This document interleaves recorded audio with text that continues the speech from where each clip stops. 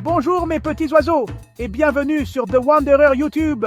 Aujourd'hui on part pour une aventure éclair au cœur de l'Andalousie, dans la ville de la passion, du flamenco et du soleil brûlant, Séville. Accrochez-vous à vos chapeaux car on va condenser le top 10 des incontournables, le tout dans une seule vidéo. Préparez-vous à des images époustouflantes, des faits rapides comme l'éclair et mes propres commentaires culturels. Ouh là là, des palais anciens aux merveilles modernes, on va sillonner Séville comme des gazelles survoltées.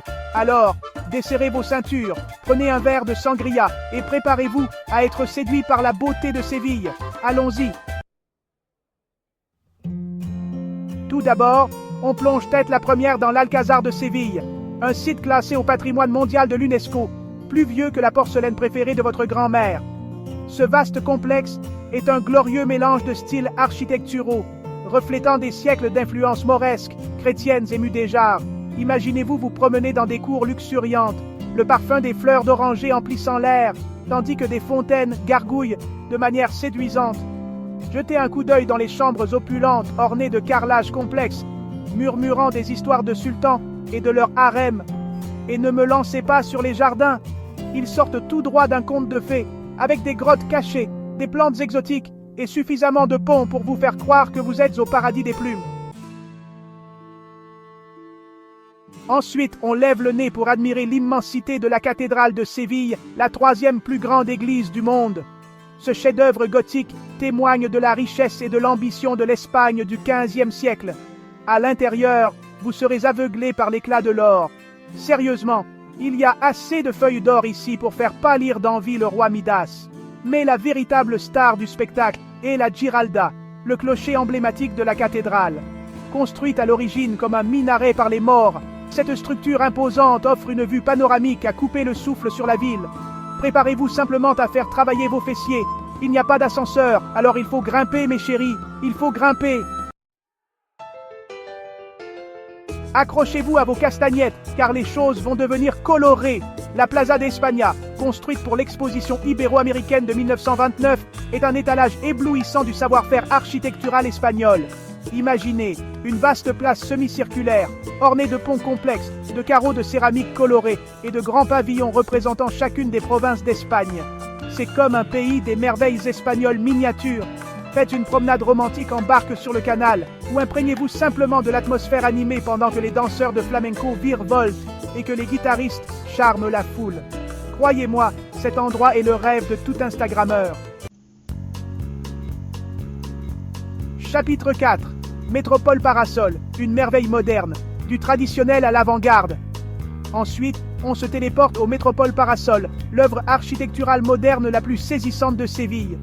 Cette structure futuriste en forme de nid d'abeilles, surnommée Las Setas, les champignons, est un spectacle à voir.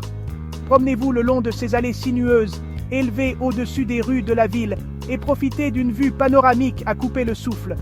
Vous pouvez même prendre un verre au bar sur le toit et regarder le coucher de soleil sur les toits en terre cuite de Séville. C'est l'endroit idéal pour un rendez-vous romantique, ou simplement pour un moment de contemplation au milieu de la jungle urbaine. Chapitre 5. Barrio Santa Cruz, perdu dans le labyrinthe. Préparez-vous à vous perdre, mes amis, car on s'aventure au cœur du Barrio Santa Cruz, le charmant et historique quartier juif de Séville. Ce quartier labyrinthique, avec ses rues pavées étroites, ses bâtiments blanchis à la chaux et ses cours cachés, c'est comme remonter le temps. Promenez-vous sans but, laissez-vous séduire par le parfum du jasmin et le son des guitares flamenco résonnant dans les ruelles. Arrêtez-vous pour des tapas dans une bodega traditionnelle. Sirotez un tinto de verano rafraîchissant et imprégnez-vous de l'atmosphère andalouse authentique. Et surtout, gardez l'œil ouvert pour Don Juan. La légende raconte qu'il courtisait ces dames dans ces mêmes rues. Chapitre 6. Torre del Oro, or, gloire et vue sur le fleuve. Ohé, moussaillon. Ensuite, on descend le Guadalquivir jusqu'à la Torre del Oro, une tour de guet militaire du XIIIe siècle qui gardait autrefois l'entrée du port de Séville. La légende raconte que son nom, Tour de l'Or, vient de la lueur dorée qu'elle reflétait lorsque le soleil couchant frappait ses carreaux vernissés. Aujourd'hui, ce monument emblématique abrite un musée maritime, où vous pouvez vous plonger dans la riche histoire navale de Séville. Mais le véritable point fort est la vue panoramique depuis le sommet, offrant une perspective unique sur la ville et le fleuve qui la serpente. Besoin d'une pause après toutes ces visites, alors évadons-nous dans l'oasis de tranquillité du parc Maria Luisa, le poumon vert de Séville. Ce vaste parc, qui faisait autrefois partie des jardins privés du palais de San Telmo, est un havre de paix et de tranquillité. Promenez-vous le long de ces avenues ombragées, détendez-vous près des fontaines ornées, ou louez une barque et glissez sur le lac pittoresque. N'oubliez pas les bancs en céramique colorée, dédiés à chacune des provinces d'Espagne. Ils constituent l'endroit idéal pour une photo romantique. Préparez-vous à découvrir la véritable saveur de Séville à Triana, un quartier animé situé sur la rive ouest du Guadalquivir. Ce barrio historique est connu pour ses traditions flamencas profondément enracinées, ses marchés animés et ses ateliers de céramique colorée. Explorez le marché animé de Triana, où vous pourrez déguster des spécialités locales, marchander des souvenirs et vous imprégner de l'authentique atmosphère andalouse.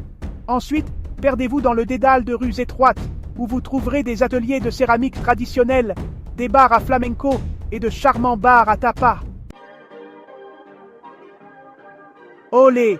Aucun voyage à Séville ne serait complet sans vivre la passion ardente du flamenco. Et il n'y a pas de meilleur endroit pour le faire qu'au Museo del Baile Flamenco, un musée dédié à cette forme d'art captivante.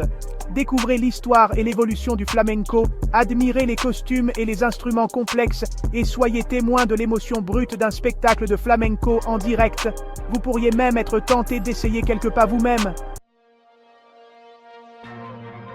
Notre dernier arrêt nous emmène au cœur de la tradition espagnole, la Plaza de Toros de la Maestranza, l'une des arènes les plus anciennes et les plus prestigieuses d'Espagne.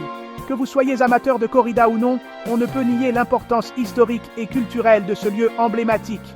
Faites une visite guidée pour découvrir l'histoire de la tauromachie, admirez les costumes et les artefacts traditionnels et entrez dans l'arène elle-même. Préparez-vous simplement à une expérience sombre.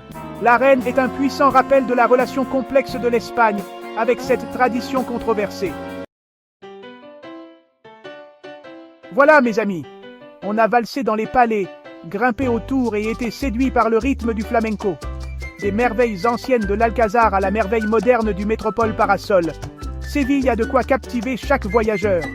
Si vous prévoyez un voyage en Espagne, placez Séville en tête de votre liste.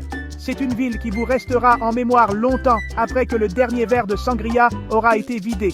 Et n'oubliez pas de vous abonner à The Wanderer YouTube pour plus d'aventures de voyage, d'aperçus culturels et ma petite touche